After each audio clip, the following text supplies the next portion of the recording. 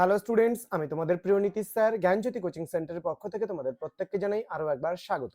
তো স্টুডেন্টস, আজকে আমি তোমাদের সঙ্গে আলোচনা করব ভিএসসি আন্ডারস্ট্যান্ডিং ইন্ডিয়ার তোমার এমসিকিউ যে রয়েছে ইউনিট নাম্বার 1 থেকে কিছু এমসিকিউ প্রশ্ন নিয়ে আজকে আলোচনা করব। আমাদের যে পার্টগুলো চলছিল বিভিন্ন, তার আজকে মেবি 8 অথবা 9 নম্বর ক্লাস চলছে। তো স্টুডেন্টস, প্রতিদিন আমি তোমাদের সঙ্গে আলোচনা করি মোস্ট ইম্পর্টেন্ট 20টা এমসিকিউ নিয়ে। তো আজকেও কিন্তু আমরা এই পার্টে আলোচনা করব নতুন সেশনে তোমাদের মোস্ট ইম্পর্টেন্ট 20টা প্রশ্ন নিয়ে। তো ভিডিওটি শুরু করার পূর্বে তোমাদেরকে বলবো, ভিএসসি আন্ডারস্ট্যান্ডিং ইন্ডিয়া সেকেন্ড সেমিস্টারে কম্পালসরি রয়েছে তোমাদের। তো তোমরা পরবর্তী ক্লাসগুলো পেতে অবশ্যই চ্যানেলটিকে সাবস্ক্রাইব করে পাশে থাকা বেল আইকন অল প্রেস করে রাখো, কারণ পরবর্তী আমরা যে ভিডিওগুলো দেবো তার নোটিফিকেশন কিন্তু তুমি পেতে থাকবে। এছাড়া অনলাইনে যারা আমাদের কাছে পড়বে বা কোর্স করবে ভাবছো, তারা অবশ্যই যোগাযোগ করতে পারো। আমাদেরই অফিসিয়াল নাম্বার 7076398606 নম্বরে অথবা 6295916282 নম্বরে। তোমাদের টোটাল কোর্স ফি রয়েছে মাত্র 999 রুপিস। এই 999 টাকার বিনিময়ে তোমরা পেয়ে যাচ্ছ মেজর, তোমরা পাচ্ছ মাইনর, তোমরা পেয়ে যাচ্ছ এমডিসি, তোমরা পেয়ে যাচ্ছ ভিএসসি, তোমরা পেয়ে যাচ্ছ এইসি এবং তোমরা পেয়ে যাচ্ছ এসইসি। পুরো প্যাকেজটা তোমরা পেয়ে যাচ্ছ মাত্র 999 টাকায়। তো চলো দেরি না করে শুরু করছি আজকের ক্লাসটি।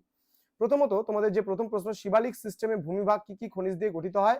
লিগনাইট, কয়লা এবং চুনাপাথর দিয়ে কিন্তু গঠিত হয়। ওকে, পরবর্তী প্রশ্নে আমরা চলে যাব। মালভূমির দক্ষিণে অবস্থিত ব্যবচ্ছিন্ন উচ্চভূমিটির নাম কি? উত্তর হবে বিন্ধ্য উচ্চভূমি।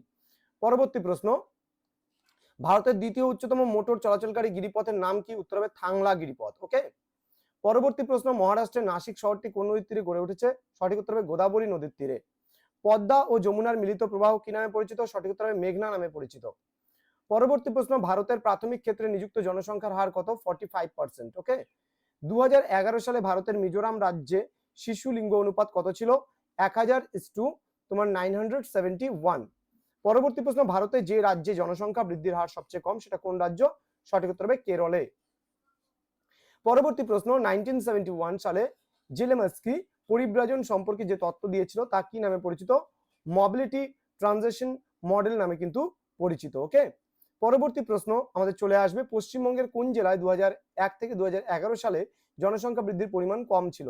সঠিক উত্তর হবে কলকাতা। এই অপশনগুলোর মধ্যে কিন্তু কলকাতা হবে, ঠিক আছে।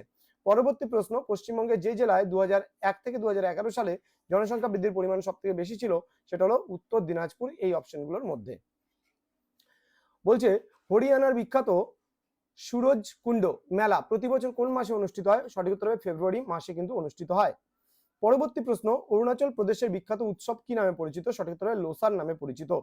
পরবর্তী প্রশ্ন, কোন রাজ্যের বেশিরভাগ লোকেরা পশমি পরিধান করে? উত্তর হবে হিমাচল প্রদেশ, কারণ খুব ঠান্ডা হয় সেখানে, যার জন্য মানুষ কিন্তু পশমি পরিধান করে। দেন, শূকরের মাংস ও বাঁশের কাণ্ড কোন রাজ্যে বিশেষ খাদ্য হিসেবে পরিচিত হয়? উত্তর হবে নাগাল্যান্ড। নাগাল্যান্ডের মানুষ কিন্তু শূকরের মাংস এবং বাঁশের কাণ্ড কিন্তু তারা খাদ্য হিসাবে গ্রহণ করে। ওকে, পরবর্তী প্রশ্ন, নিম্নলিখিত যে উৎসবটি বিষ্ণুর বামন অবতারের সঙ্গে যুক্ত সেটা কোনটি? সঠিক উত্তর হবে ওনাম। ওকে, দেন, মানুষ অস্থায়ীভাবে বসবাসের জন্য এক স্থান থেকে অন্য স্থানে গমন করলে তাকে কি বলা হয়? সঠিক উত্তর হবে চলন বলা হয়। পরবর্তী প্রশ্ন, দ্বিতীয় বিশ্বযুদ্ধের সময় রাজনৈতিক কারণে প্রচুর সংখ্যক ইহুদি ইসরায়েল দেশে চলে আসেন, এই পরিব্রাজনটি কি বলা হয়? সঠিক উত্তর হবে বাধ্যতামূলক পরিব্রাজন। পরবর্তী প্রশ্ন, ভারতে পৃথিবীর মোট স্থলভাগের কত অংশ অবস্থিত? সঠিক উত্তর 2.4%। ওকে, দেন পরবর্তী প্রশ্ন, তেহারি যে রাজ্যের বিশেষ খাদ্য হিসেবে পরিচিত হয় সেটি কোন রাজ্য? সঠিক উত্তর উত্তরপ্রদেশ। তো আজকে তোমাদের সঙ্গে আলোচনা হলো মোস্ট ইম্পর্টেন্ট 20টা প্রশ্ন নিয়ে। খুব তাড়াতাড়ি পরবর্তী ক্লাস তোমাদের জন্য নিয়ে আসবো।